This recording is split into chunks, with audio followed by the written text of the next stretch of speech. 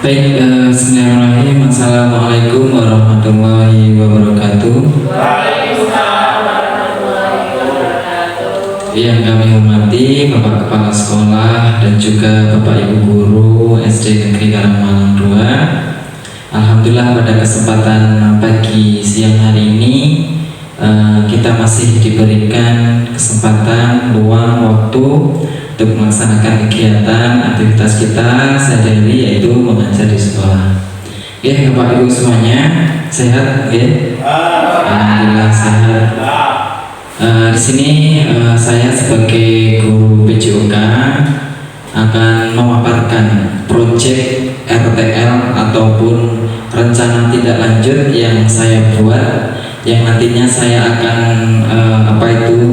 rencanakan program untuk tahun ajaran ini.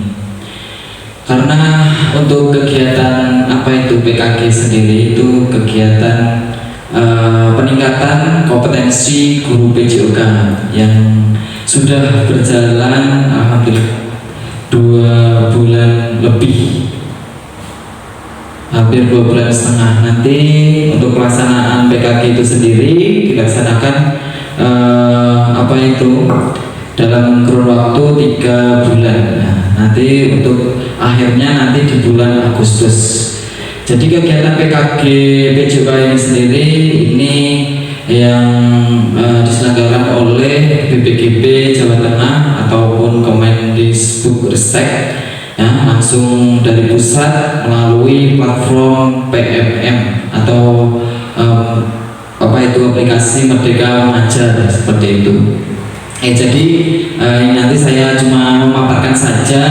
Nanti bila ada kekurangan ataupun hal-hal yang mungkin perlu diperbaiki, nanti mohon masukannya ya Bapak Ibu semuanya.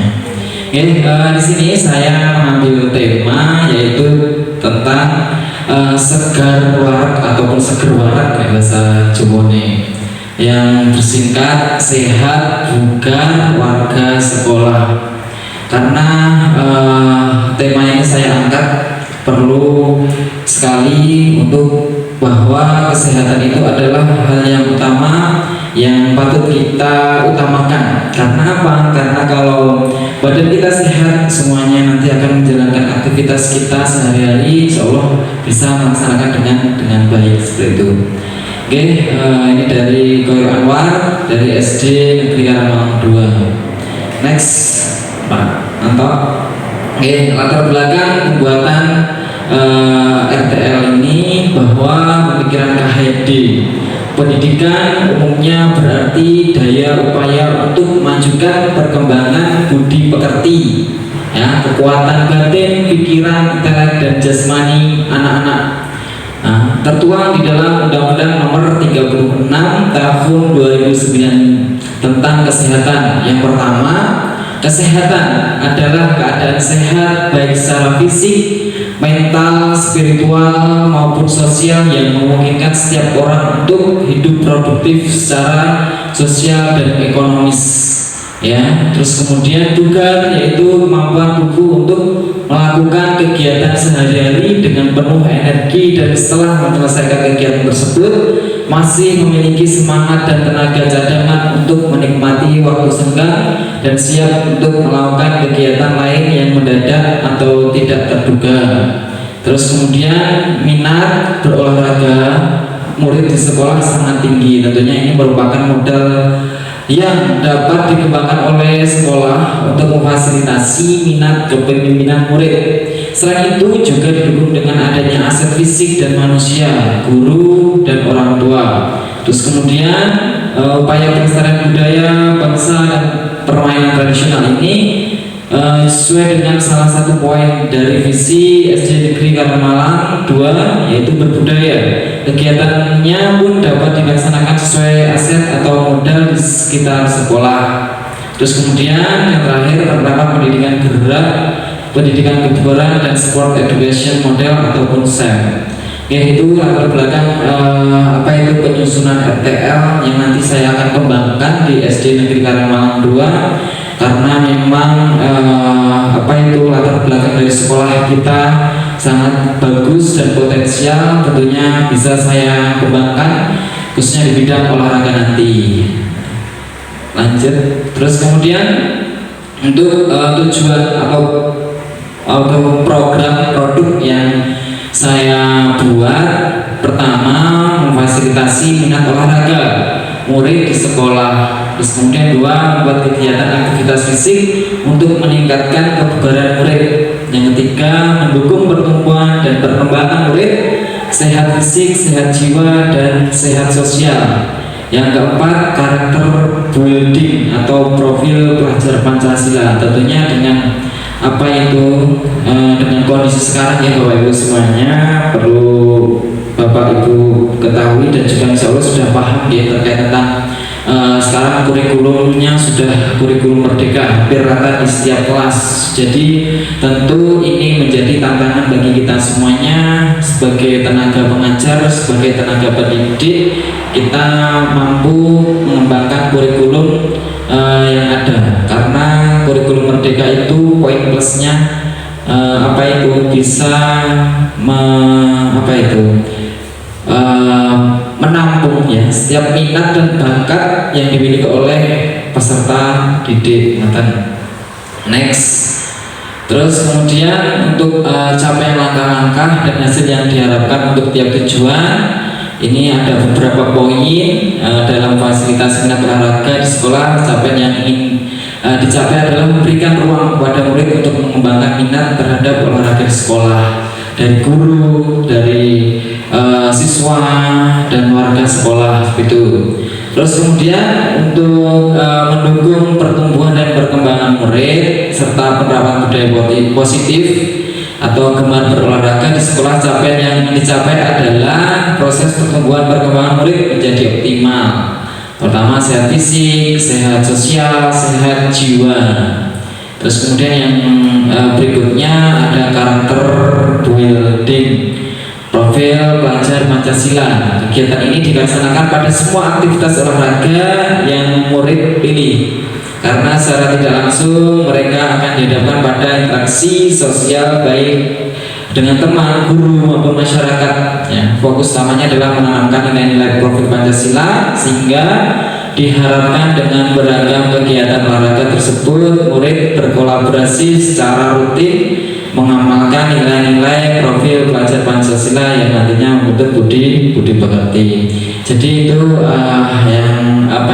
capaian atau langkah-langkah yang nanti saya akan terapkan khususnya di bidang olahraga, yang nanti bisa mampu mengembangkan nilai-nilai olahraga untuk kemajuan di SD Negeri Karangmalang 2. Seperti itu.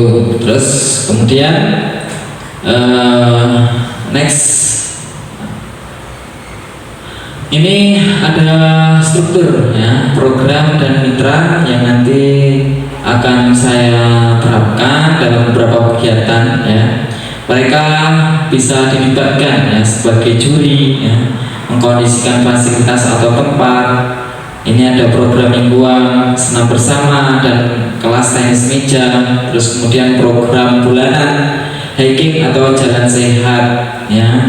Untuk program mingguan sendiri nanti tetap insya Allah sudah berjalan ya, senam bersama, dan nanti juga harapannya tetap eksis dan tetap bisa dijalankan sesuai dengan tupoksinya, dan juga bisa mengembangkan kurikulum merdeka ya, pembelajaran yang berpusat pada peserta didik ya. Nantinya peserta didik bisa mampu memperagakan sendiri, memimpin rekan-rekannya untuk menjadi instruktur senam. Nanti bayar gantian sama saya. Sebetulnya saya ngarep isen ya Bu, jadi instruktur itu atau canggung, tapi dengan tuntutan profesi, tanggung jawab saya ya semaksimalnya saya berusaha untuk memberikan potensi ataupun tanggung jawab saya untuk memberikan yang terbaik untuk SD Karangmalang 2. Terus ada kelas tenis meja nih Bapak Ibu semuanya. Perlu diketahui bahwa prestasi itu tidak dapat diraih dengan secara instan ya. Jadi perlu pembinaan, perlu pendampingan yang secara kontinu ya, 1 tahun 2 tahun, nah itu harus tersusun terprogram ya, karena memang kalau misalkan disiapkan 1 bulan 2 minggu 3 minggu bisa, tapi untuk hasilnya pasti tidak maksimal, apalagi nanti di kancah kecamatan, kabupaten hingga provinsi, yaitu kan berjenjang. Tapi kalau misalnya kita siapkan sejak lama, nanti anak dengan pendidikan yang diterapkan mulai dari fisik, mental, psikologis dan lain sebagainya itu akan muncul dan tumbuh ya. Nanti mudah-mudahan nanti saya bisa terapkan di sini, khususnya di olahraga tenis meja ini, karena aset yang kita miliki sudah ada matang. Terus kemudian untuk program bulanan sendiri, hiking atau jalan sehat ini nanti Bapak Ibu guru kalau mendaki ya kita jalan sehat, kalau pengen mendaki senam ya senam ya. Yang jelas itu bulanan 2 bulan sekali, 1 bulan sekali bisa kita laksanakan ya kegiatan tersebut, karena itu juga bisa menciarkan ya SD kita, bahwa SD kita itu muridnya juga banyak dan terus eksis. Mungkin nanti bisa pakai drum band atau lainnya, nanti juga bisa menarik minat warga masyarakat sekitar bahwa kita SD Negeri Karangmangu itu mampu, bisa dan mempunyai kegiatan positif untuk mengembangkan khususnya karakter peserta didik kita, ya Pak Ibu. Terus kemudian semesteran ya SEM ini Sport Education Model atau Festival Olahraga Futsal. Ini beberapa mitra yang dapat dilibatkan yaitu kepala sekolah, rekan sejawat, orang tua dan wali murid, semua kita libatkan.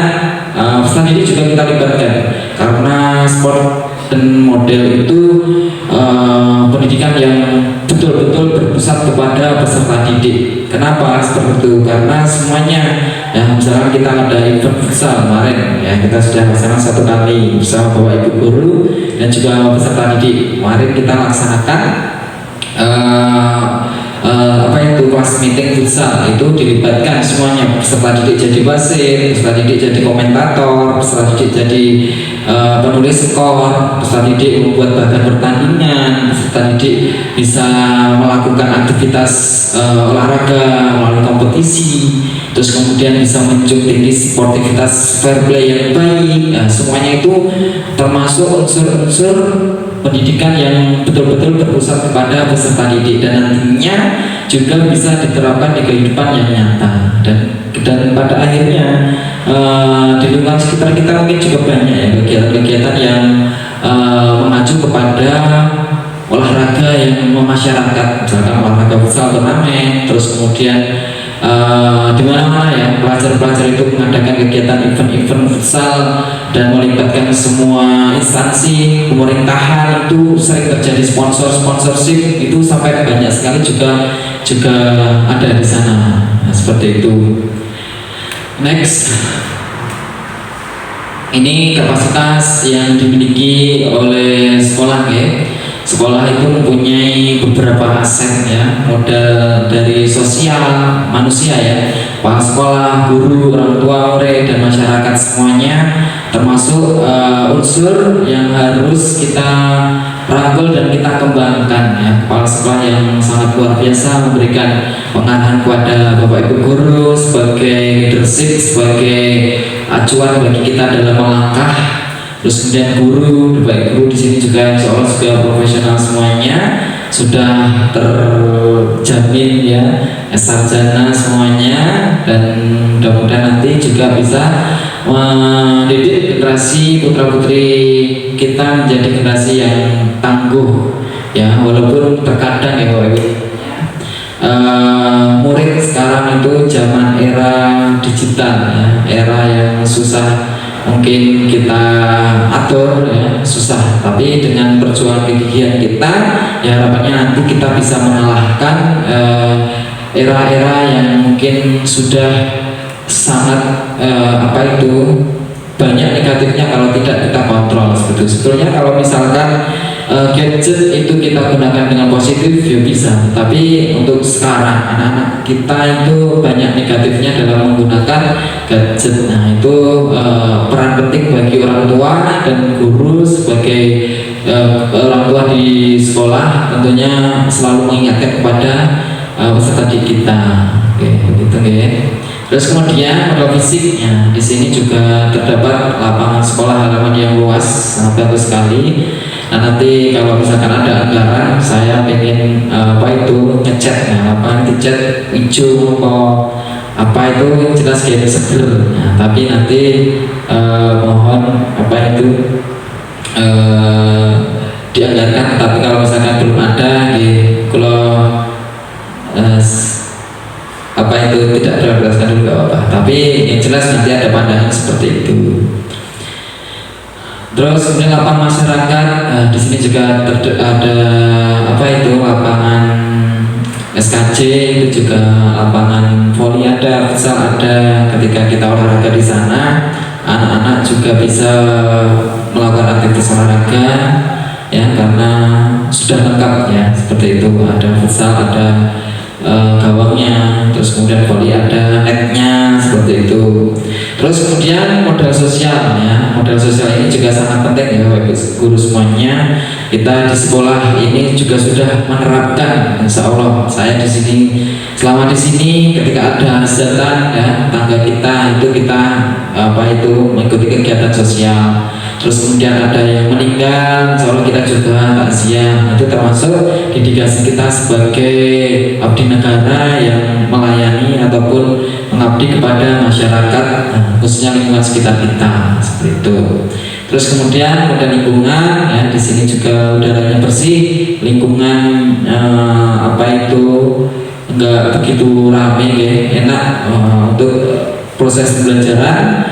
Dan di sini juga terdapat tumbuhan yang banyak sehingga proses belajar mengajar lebih nyaman. Nah, ini kapasitas yang kita miliki yang harus kita maksimalkan. Dan terus kemudian modal finansial itu anggaran dana bos yang insya Allah sudah dikelola dengan baik oleh instansi sekolah kita. Dan jadi beberapa kapasitas ini yang baik yang harus kita kembangkan, yang harus kita laksanakan sesuai dengan prosedur-prosedur yang ada. Tentunya saya sebagai guru olahraga betul-betul bisa memaksimalkan kapasitas modal manusia, fisik, sosial, lingkungan, finansial. Ini juga harus saya maksimalkan. Dan ya Bapak Ibu guru. Next. Nah, rencana evaluasi nanti juga ada kegiatan rencana evaluasi bagi saya. Ya, Bapak Ibu guru tentunya juga pasti setiap melakukan kegiatan pembelajaran ataupun yang lainnya pasti juga melakukan kegiatan proses evaluasi. Nah, proses evaluasi ini tujuannya untuk meningkatkan kembali proses pembelajaran kita yang merasa kurang, terus kemudian refleksi ya, kita kembangkan lagi kekurangannya apa, kita tingkatkan lagi. Dan nanti dilaksanakan pada setiap semester ya, nanti di tiap atau akhir tahun pelajaran. Nah, nanti yang sudah baik ditingkatkan, yang belum kita tingkatkan kembali, yang sudah kita kembangkan lagi ya, bersama dengan wali murid ya, orang tua murid ya, dan Bapak Ibu guru semuanya nanti juga bisa memberikan masukan ya. Kita sebagai guru tentunya juga harus bisa menerima masukan dari teman-teman kita. Kalau misalnya kita kurang kalau dibenarkan kan malah senang ya, kalau salah diluruskan dengan baik, kata-kata yang baik, seperti itu.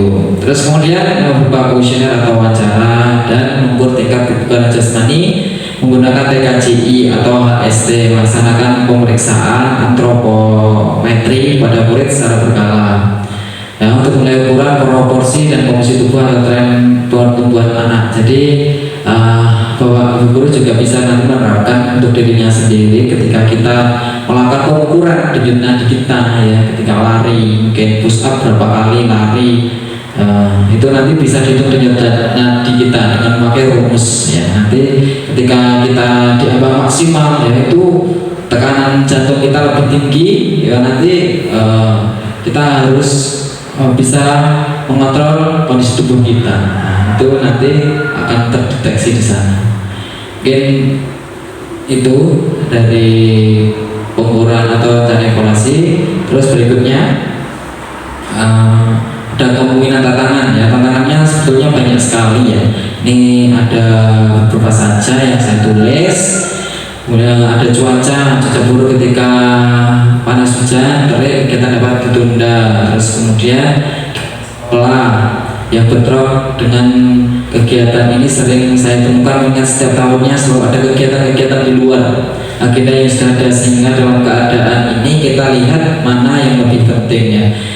Mungkin itu mungkin sering kita lihat ya Bapak Ibu guru semuanya, kita laksanakan bahwa kegiatan-kegiatan sekolah ini sangat banyak ya, kegiatan sekolah sangat banyak, apalagi di bulan Agustus ini sangat menguras tenaga, energi, pikiran kita, sehingga kita tidak bisa berfokus salah satu kegiatan saja. Nah, jadi itu membuat tantangan bagi saya ya, bagi saya sendiri. Walaupun saya mengikuti PKK seperti ini, konsekuensinya ya harus saya jalani, saya harus laksanakan dengan sebaik-baiknya tanggung jawab yang sudah saya ambil ini. Ada PKK, terus kemudian ada kegiatan-kegiatan yang lainnya, mengajar juga tanggung jawab ya. Jadi ketika ada kegiatan PKK, ada kegiatan mengajar ya, pintar-pintar saya untuk mengatur waktunya agar semuanya nanti bisa terlaksana dengan baik, walaupun ya nggak maksimal sebetulnya, pikiran dipecah-pecah itu hasilnya pasti juga tidak akan maksimal, tapi ya maksimalnya nanti. Terus kemudian ini juga alat-alat rusak, ini juga seperti sound, mungkin ketika drum band juga ada kegiatan-kegiatan sekolah, ada perlengkapan olahraga yang rusak, bola dan lain sebagainya, itu juga termasuk tantangan bagi saya, karena untuk anggaran sekolah itu juga sangat terbatas, dibagi beberapa kegiatan dan sarpras yang lain. Tentunya ini juga menjadi tantangan bagi saya, cara merawatnya. Terus kemudian ketika per tahun anggarannya berapa kita belikan, terus kemudian kita rawat lagi, sehingga aset-aset perlengkapan olahraga tetap ada dan tetap bisa dioptimalkan dalam pembelajaran. Terus kemudian tantangan berikutnya yang mungkin saya rasakan itu bahwa peserta didik sekarang mungkin berbagai model karakter ya. Karakter itu sangat perlu kita benahi ya, karakter itu, sehingga kita bisa mengkondisikan peserta didik ya. Kita itu kadang menjadi seorang guru harus mempunyai perilaku ataupun hal-hal yang harus tentunya bisa menunjang tujuan pembelajaran tersebut. Seperti itu. Kadang ya galak, ya kadang iso, ya kudu keren, ya kadang iso, ya itu semuanya. Kadang kita ya penyayang, ya kadang kita goyong. Nah, semuanya itu potensi-potensi yang harus kita kembangkan. Kita juga harus berkomunikasi dengan wali murid. Kadang wali murid juga ada yang sing ngeyel, ada sing galak, ada sing ngomong sak-sae dan lain sebagainya. Itu hal-hal yang lumrah yang mungkin kita temukan di dalam kegiatan kita sebagai seorang pendidik ya. Kita betul-betul harus mampu mengkondisikan itu dengan sebaik-baiknya. Orang tua wali murid itu juga kadang sebagai mitra kita. Kalau kita baik dengannya, ya, kalau ada hal-hal lain kita komunikasi, insya Allah wali murid itu akan baik juga pada kita semuanya. Seperti itu. Tinggal nanti komunikasi kita. Kalau ada srek-srek 1, 2, 3, itu hal lumrah ya. Karena manusia itu berbeda-beda karakter, beda-beda sifat yang harus kita bisa untuk memberikan semua komunikasi dengan baik. Seperti itu. Next. Nah, ini untuk timeline contoh. Ini yang tadi sudah saya sampaikan di tengah. Ini yang nanti project yang akan saya terapkan di dalam SD Negeri Karangmalang 2 setelah mengikuti PKG pengembangan kompetensi guru. Jadi betul-betul saya terapkan, mudah-mudahan nanti bisa tercapai ya Bapak Ibu semuanya. Jumat nanti senam bersama intrakurikuler ya.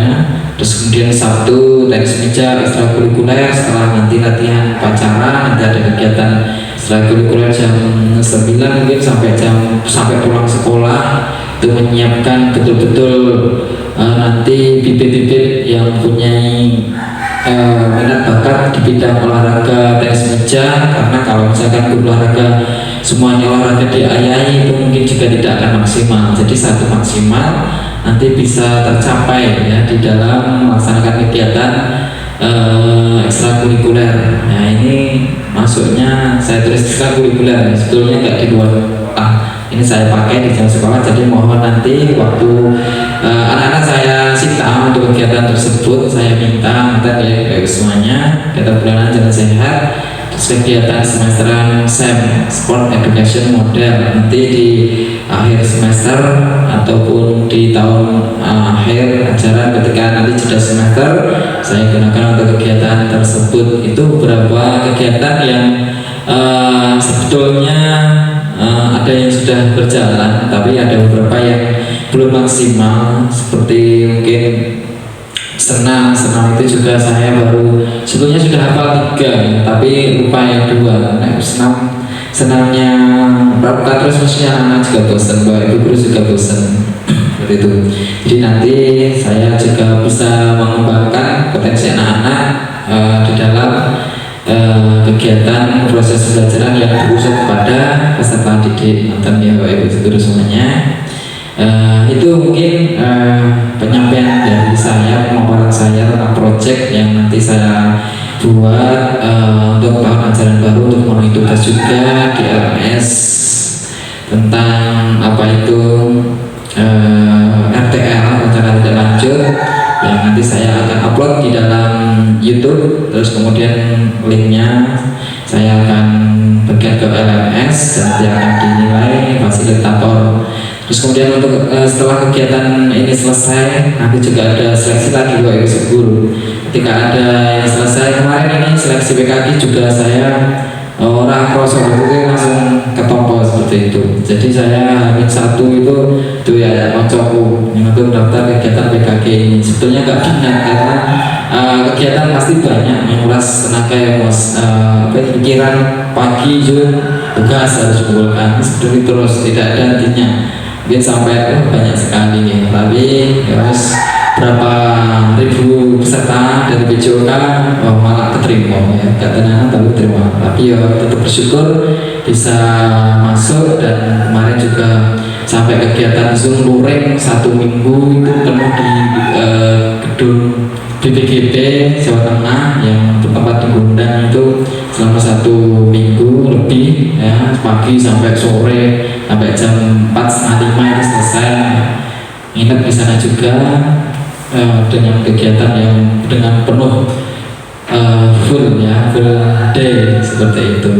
Tapi itu semuanya ketemu dengan guru-guru PJOK se-Jawa Tengah itu membuat saya lebih termotivasi dan meningkatkan kompetensi yang saya miliki ini. Ada beberapa guru senior di sana termasuk saya guru junior ya.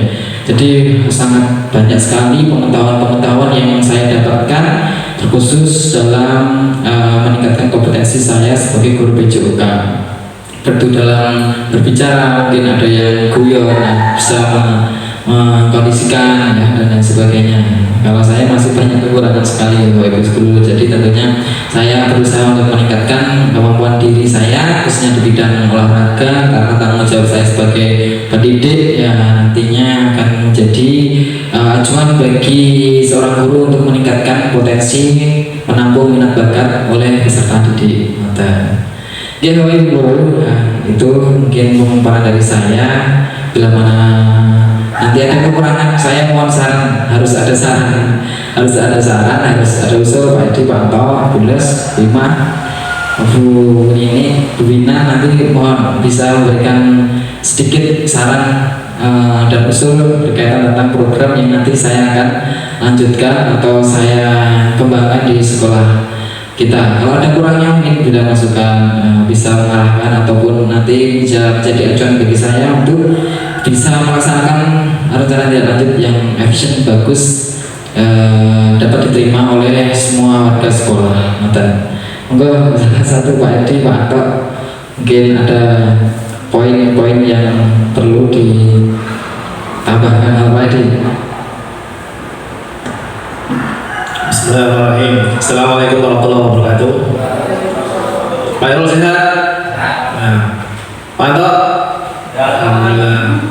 Ya, pemaparan yang luar biasa dari Pak Irul terkait dengan kegiatan PKG, dan ini timeline contoh kegiatan yang akan dilanjutkan oleh Pak Irul. Jumat senam bersama ini sudah berjalan bagus, dan Sabtu tenis meja. Kalau seandainya tidak hanya tenis meja Pak, nah, juga ditambah atletik, karena kita sudah pernah ikut atletik yang 2 tahun yang lalu kita dapat maju sampai ke kabupaten. Nah, bisa jadi ditambahkan yang olahraga yang minatnya juga kelompok. Nah, contoh voli atau juga dari kalau jenengan fokusnya di tenis meja, volinya dihidupkan. Jadi per kelompok itu nanti kalau ada popda, tahu-tahu ada popda, nah, tahu-tahu ada kegiatan olahraga, pertandingan olahraga antar murid. Yang saya rasakan selama ngajar di sini belum ada ya, udah belum ada ya. Tapi ada kemarin cuma beberapa cabang saja. Nah, beberapa cabang ya. Yang apa itu? Yang orang tua gitu. Jadi iya Pak. Jadi kita itu punya banyak alat olahraga nih. Ada bola sepak, ada takraw juga, ada voli, tenis meja. Ini tolong dilengkapi Pak untuk tenis mejanya. Guru ini hobi. Nah, guru ini hobi. Pak Anto hobi, saya juga hobi. Nanti biar kita kolaborasi. Makanya saya sebagai teman sejawat guru di sekolah ini mendukung penuh, tetap semangat untuk memunculkan generasi-generasi yang berprestasi. Begitu dari saya. Assalamualaikum warahmatullahi wabarakatuh. Ya, baik, terima kasih Pak Edi atas saran dan masukannya, sangat baik sekali.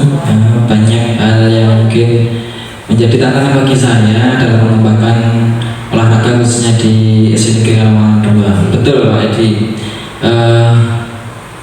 Banyak prestasi itu tentunya olahraga tentunya bisa meningkatkan juga kualitas sekolah kita.